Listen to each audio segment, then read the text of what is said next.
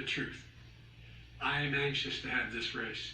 I am anxious to see this take place. The character of the country is on the ballot. Our character is on the ballot. Look at us closely. Let me ask some follow-up.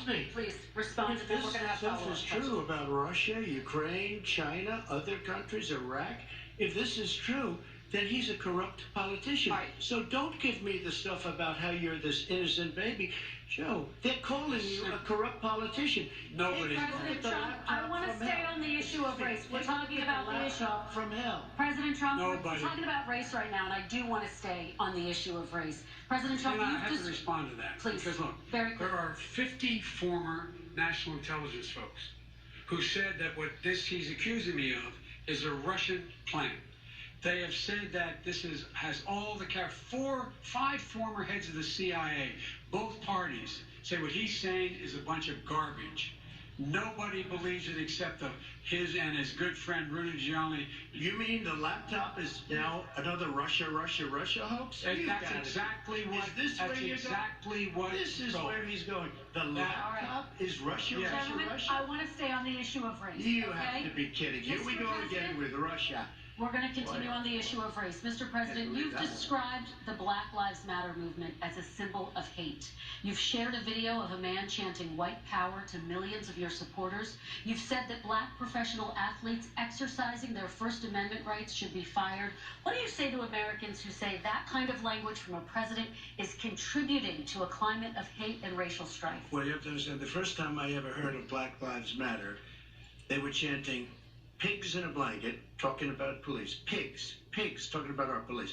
Pigs in a blanket, fry them like bacon.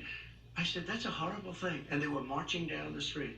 And that was my first glimpse of Black Lives Matter. I thought it was a terrible thing. As far as my relationships with all people, I think I have great relationships with all people.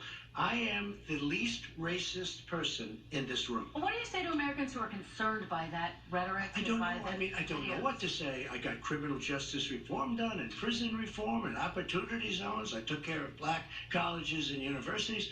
I don't know what to say. They can say anything. They can say anything. It makes me sad because I am the least racist person. I can't even see the audience because it's so dark.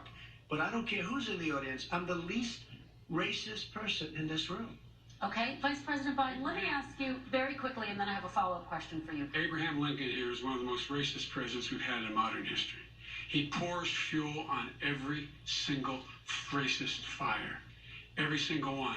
Started off his campaign coming down the escalator saying he's going to get rid of those Mexican rapists. He's banned Muslims because they're Muslims. He has moved around and made everything worse across the board. He says about the poor boys, last time we were on stage here, he said, I told them to stand down and stand ready. Come on. This guy is a dog whistle about as big as a foghorn.